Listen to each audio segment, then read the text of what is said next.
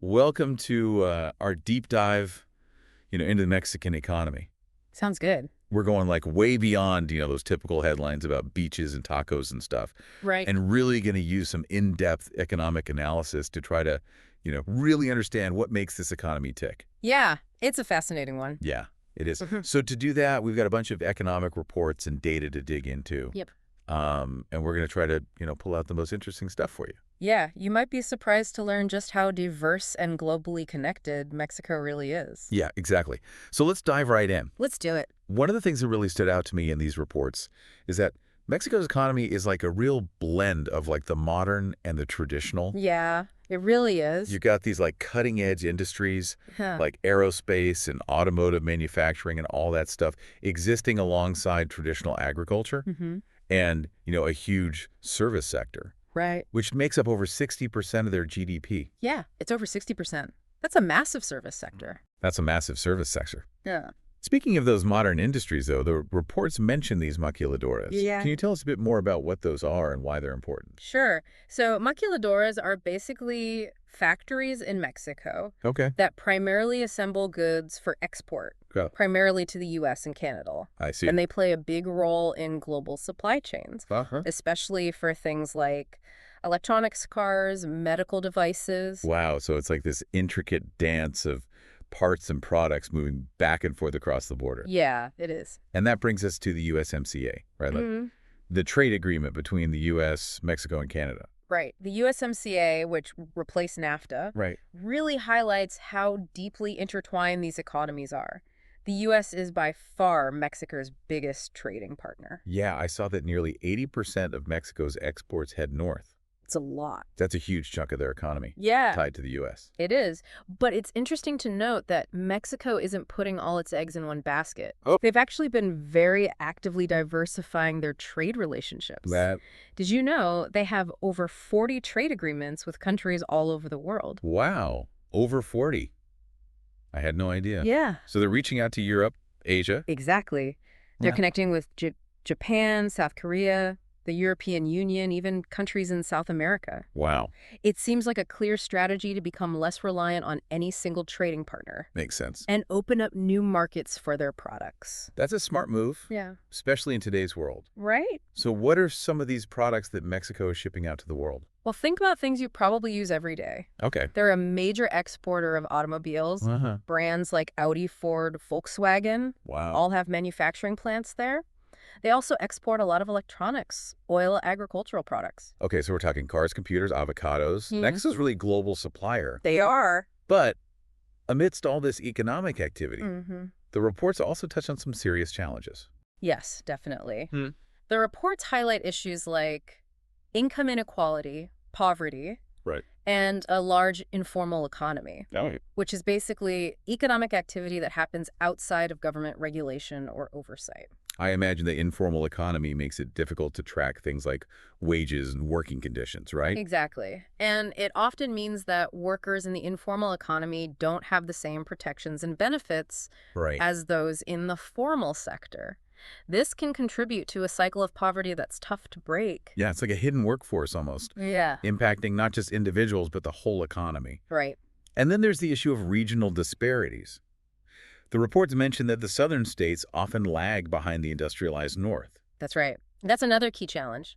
While some parts of Mexico are booming, others are struggling to keep up. Yeah. This creates a very complex picture of development, with some areas enjoying the benefits of globalization, while others are left behind. Yeah, it's a reminder that economic growth doesn't always benefit everyone equally. And then there's the elephant in the room, Yeah. which the reports frankly address, Yeah. the security issues. Mm-hmm. How much of an impact does crime and corruption have on everyday life Yeah.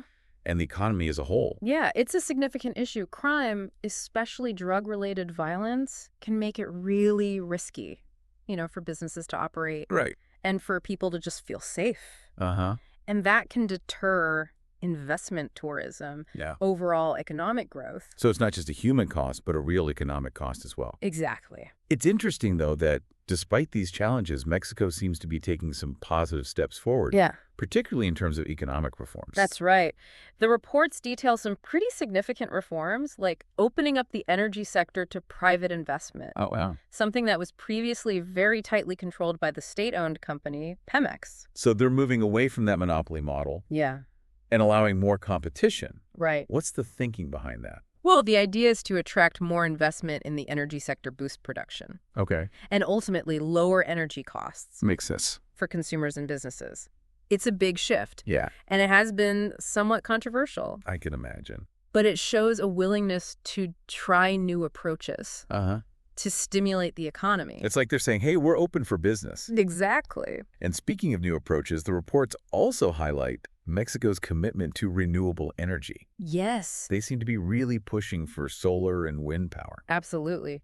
Mexico has set some pretty ambitious goals for renewable energy production, Wow. and they've got the natural resources to make it happen. They Yeah. get plenty of sunshine, and they have vast wind potential, especially along their coastlines. So it's a smart move, both environmentally and economically. Right. It reduces their reliance on fossil fuels Uh-huh. and potentially creates new industries and jobs. Yeah, definitely. It's fascinating to see how Mexico is navigating this transition to a more sustainable energy future. It is. And this shift towards renewables could have some really interesting implications Yeah. for their relationship with the U.S., Okay. especially considering the U.S. is also going through its own energy transition. That's a good point. Both countries are moving in the same direction, Yeah. even if it's at different speeds. Mhm. But I'm curious, how exactly might Mexico's embrace of renewable energy impact that dynamic with the U.S.? Well, for one, it could create new opportunities for collaboration. Imagine Mexico becoming a major exporter of clean energy to the U.S. Wow. That could really reshape their economic relationship. It's like a whole new chapter in their partnership. Yeah.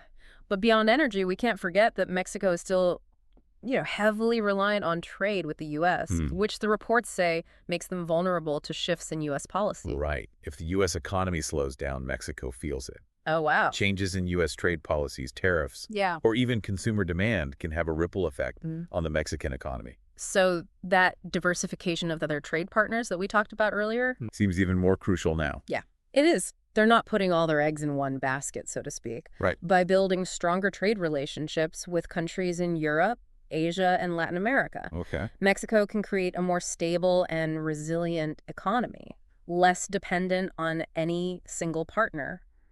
It's a smart strategy for long-term growth. It's like they're building a safety net, Yeah, which is smart in any economic climate, right. especially with all the uncertainty in the world today. Yeah. But let's shift gears a bit and go back to that issue of income inequality and poverty. Okay. The reports suggest that Mexico's economy is like a tale of two countries.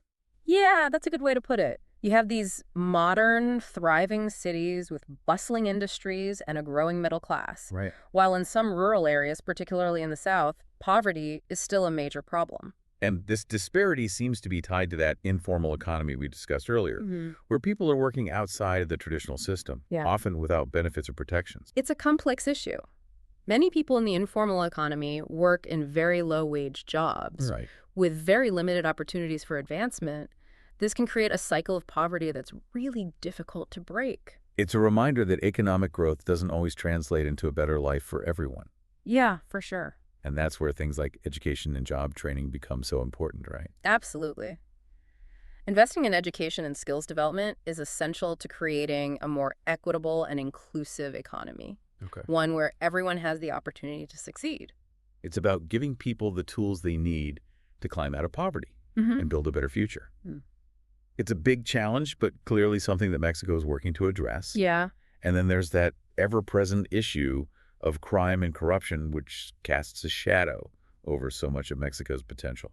It's true. The security situation can be a significant drag on the economy, discouraging investment and creating an atmosphere of uncertainty. And it's not just about big businesses, right? It also impacts everyday people Yeah. who are just trying to live their lives and run their small businesses. Exactly. When people don't feel safe, it affects everything, from their willingness to invest and spend money Right? to their overall sense of well-being. Yeah. But even with these security concerns, the reports seem to suggest that there's a sense of resilience and optimism in Mexico. Yes. That's what struck me too. It's like they're facing these challenges head on, Right. not shying away from the difficult conversations. It's a sense of determination, a belief that things can get better. Uh-huh. And that's reflected in their commitment to reforms, to diversifying their economy, to investing in renewable energy, to addressing social issues like poverty and inequality. It's a complex picture for sure, but it's also a hopeful one. Yeah, I agree. So as we wrap up our deep dive into the Mexican economy, I'm curious to get your take on what the future might hold for this dynamic country. What trends or developments should we be watching closely? Yeah, it feels like Mexico's at this crossroads, balancing these huge opportunities with some really complex challenges. Where do you see things heading? Well, one key trend to watch is how Mexico navigates its relationship with the U.S. As we've discussed, that economic tie is incredibly strong. Right. But Mexico is very clearly working to diversify its partnerships globally. Right. Those 40-plus trade agreements really stand out. Yeah. It's almost like a balancing act, maintaining that crucial U.S. connection while also building new bridges elsewhere. Right. Do you think those relationships could shift even more dramatically in the future? I think it's definitely possible. Think about Mexico's push towards renewable energy. If they become a major clean energy exporter, right, that could really reshape their partnerships with energy-hungry countries all over the world. Wow. Including the U.S. So instead of just being like a manufacturing hub, Mexico could become like this powerhouse of green technology and sustainable solutions. Exactly. That's a pretty compelling vision. It is. But what about those internal challenges, the poverty, the inequality, the security concerns? Yeah. Do you see those improving alongside this economic growth? That's the big question, isn't it? Economic growth is important, but it needs to be inclusive.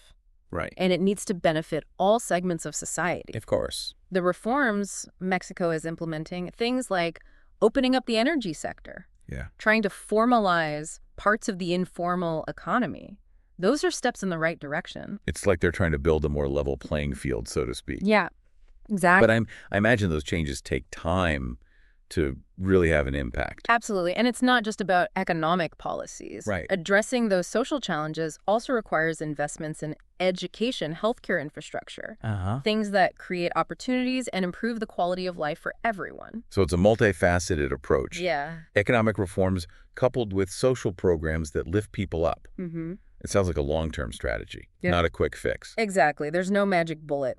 But what's encouraging is that Mexico seems to be taking a comprehensive approach, recognizing that economic growth and social progress really go hand in hand. That's a really important takeaway for me. That it's not just about GDP numbers. Right. It's about the well-being of people. And I think that's something we often lose sight of when we talk about economics. Yeah, it's easy to get caught up in the statistics. But ultimately, it's about the lives of real people. And I think Mexico's journey is a great example of that. The challenges, the aspirations, the resilience. It's a reminder that economics is ultimately about human stories. Well said. We've covered a lot of ground in this deep dive. We have. And I feel like I have a much richer understanding of Mexico's economy, the complexity, the potential, the human dimension. Good. I'm glad. And hopefully you, our listener, have gained some valuable insights as well. Remember, this is just a starting point. There's so much more to learn about Mexico's economic landscape, the specific industries, the regional variations, the individual stories of success and struggle. Absolutely. This deep dive has definitely sparked my curiosity to learn even more. Yeah. So to our listener, if you're intrigued by what we've discussed today, don't stop here. Keep going. Keep exploring. Yeah. Keep asking questions. There's a whole world of knowledge out there waiting to be discovered. And who knows? Maybe you'll even be inspired to take your own deep dive into Mexico's economy, uncovering new insights and perspectives along the way. That's what it's all about. The joy of learning, the thrill of discovery. And on that note, we'll wrap up this deep dive. Thanks for joining us, and until next time, keep diving deep.